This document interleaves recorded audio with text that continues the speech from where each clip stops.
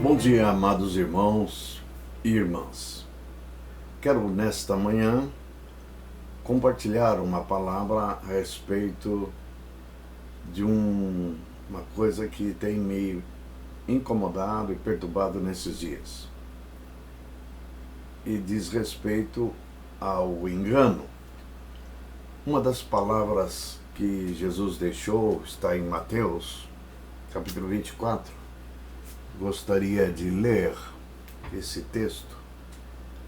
Diz assim: tenham cuidado com que ninguém vos engane, porque muitos sairão em meu nome dizendo, eu sou o Cristo, e enganarão a muitos. Vocês ouviram falar de guerras e rumores de guerra.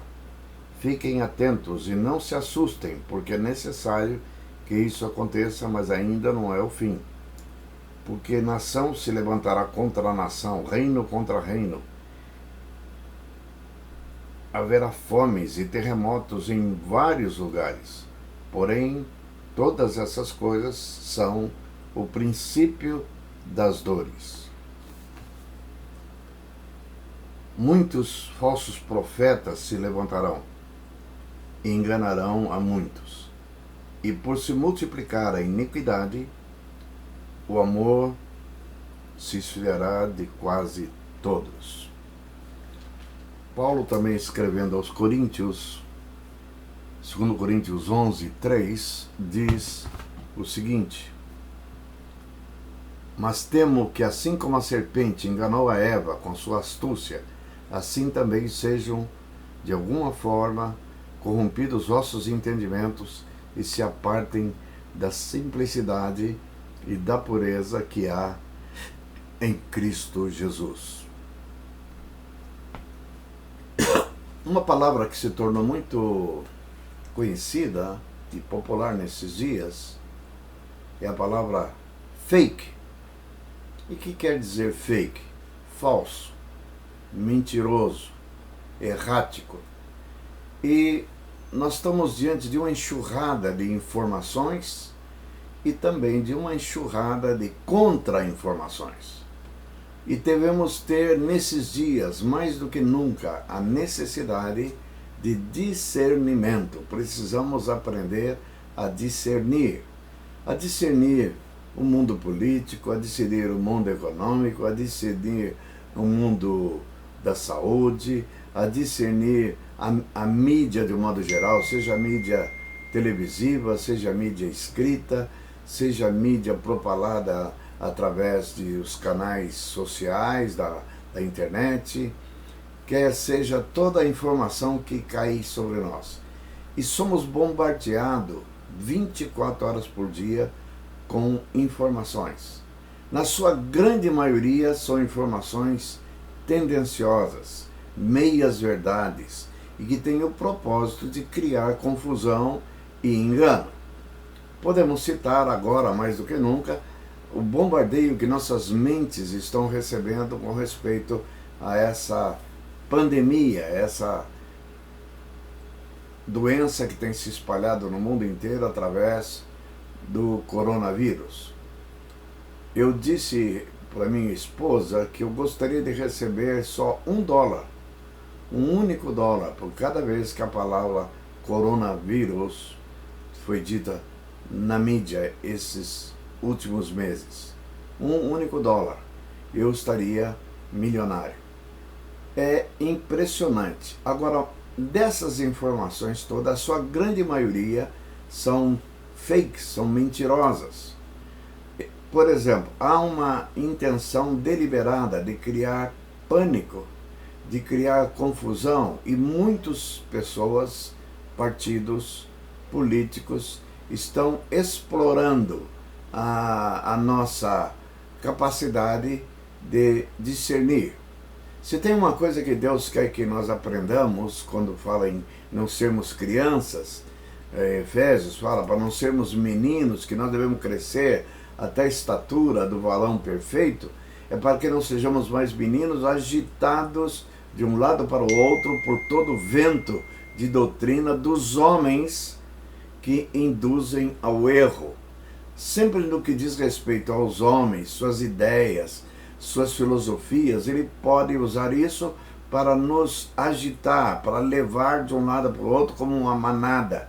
E Deus quer que nós cresçamos, que tenhamos a maturidade e a capacidade de julgar. Quando Paulo escreve aos Coríntios falando que de crianças e de adultos, ele fala que o adulto é aquele que tem suas faculdades exercitadas para discernir não somente o bem, como também o mal. Discernir, portanto, é uma palavra-chave que nós necessitamos. É um artigo, posso dizer, de luxo nesses dias, porque poucos são os que têm verdadeiramente discernimento.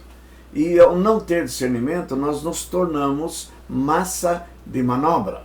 E não podemos, como cristãos que somos, não podemos, como pessoas que conhecem ao Senhor, não podemos nós que conhecemos a palavra de Deus, sermos massa de manobra, sermos manipulados, seja por A, por B ou por C. Para citar um exemplo, recentemente houve um panelaço, bem no momento em que o nosso presidente Bolsonaro estava fazendo um pronunciamento à nação. E nesse pronunciamento ele falava do lockdown. Essa palavra é uma palavra desconhecida de muitos. Lockdown significa bloqueio. E ela tem sido usada para expressar o que os governos mundiais estão fazendo. Um lockdown horizontal significa todas as pessoas fiquem em casa. No primeiro momento, isso parece extremamente importante e salutar para que o vírus não se propague. Já, na verdade, essa afirmação já está equivocada, porque o vírus vai se propagar de qualquer maneira. Na verdade, a intenção, especialmente no que diz respeito aqui no Brasil, é para que o sistema de saúde não seja solicitado no pico da enfermidade, no pico que vai ter mais demanda de atendimentos, de UTI, e uma pessoa que vai para ser tratada na UTI fica normalmente 21 dias, dependendo desses aparelhos respiratórios mecânicos. Então, para evitar que haja uma sobrecarga no sistema, é necessário que essa curva de crescimento dos infectados seja mais branda, seja diminuída. Esta é a verdadeira razão. Agora, com respeito a esse bombardeio da mídia para que nos assustando, fazendo ter medo da morte, não é verdadeira, porque na verdade a morte é realmente possível atingir as pessoas que têm morbidade. Ou seja, são pessoas que já estão com a sua imunidade baixa, são pessoas diabéticas, são pessoas hipertensas, problemas cardíacos, pessoas que estão fazendo tratamento de câncer, têm suas imunidades muito baixas. Então são pessoas suscetíveis a contraírem essa moléstia. Esse é um fato. Mas não há necessidade de toda a população ficar em recesso, ficar protegido em casa. Começar das crianças, ao cancelar as aulas, ao cancelar a força de trabalho, vai criar um problema econômico gravíssimo no mundo, e especialmente em países emergentes e pobres como o Brasil. Países mais ricos podem suportar, porque tem uma economia sólida, uma economia que tem recursos para inclusive subsidiar os cidadãos que ficam parados e de injetar recursos nas empresas que estão à beira da falência. Mas não é o caso nosso. Aqui no Brasil nós temos problemas significativos na área econômica e que a paralisação só vem contribuir para que haja uma situação incontrolável no futuro. Por essa razão que se fala em lockdown vertical e não só lockdown horizontal. Lockdown horizontal é todos parados. Lockdown vertical, somente a classe de idosos, somente aqueles vulneráveis, aqueles que realmente, se contrair a doença, podem vir a precisar de assistência médica, e 20% deles poderão vir a óbito. 80% se salvam, mas 20% pode vir a óbito. É uma taxa muito elevada e que deve se procurar evitar. Então, quando o presidente fez o pronunciamento, o povo todo bateu panelas, fizeram um panelaço contrariando, que não querem voltar ao trabalho. Por quê?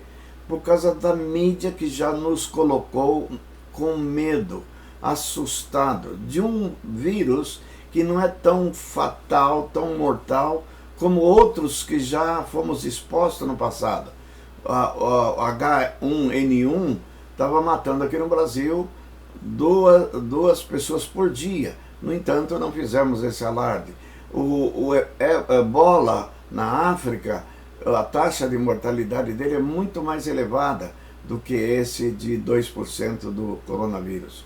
Então nós temos aí uma desinformação, um alarde, um barulho provocado de tal maneira que nós ficamos assustados. Só que essa palavra do presidente eu o apoio, eu reitero, porque na verdade nós podemos e devemos ir trabalhar, especialmente aquelas pessoas que mesmo que contraiam o vírus, não lhes fará mal, não precisam de assistência médica, será realmente como a gripe.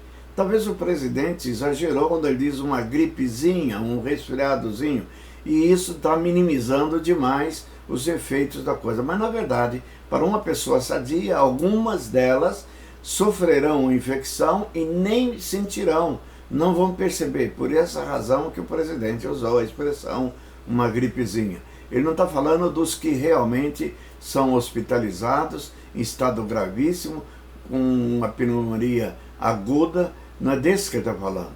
Ele está se referindo às pessoas que podem ser expostas e vir a contrair o mal e a si mesmo não vir sentir os efeitos dessa infecção. O cuidado que devemos ter é, obviamente, com os idosos. Tanto é que ele está liberando, a partir de um decreto que ele fez, como grupos essenciais, os religiosos. As reuniões religiosas estão liberadas de novo, e isso para pessoas, obviamente, abaixo de 60 anos. Acima de 60 anos, a recomendação é que continue em casa. Portanto, nós mesmos, como líderes da nossa comunidade, vamos reconsiderar o nosso afastamento e vamos liberar para aqueles irmãos que têm que estar juntos em comunhão, participando e adorando a Deus entre nós. Essa é a palavra que eu tinha a dizer, e estamos aqui em reclusão. Eu sou um que tem um alto índice de morbidade, tenho 75 anos, sou diabético, tenho hipertensão, sou cardíaco e, acima de tudo, tenho uma grande expectativa de continuar vivo até a volta do Senhor Jesus. Então, estou me protegendo, vou me resguardar, e toda palavra que for liberada para dar para os irmãos, farei por esse canal. Um grande abraço a todos, que Deus abençoe vocês, em nome de Jesus. Amém. Bye, bye.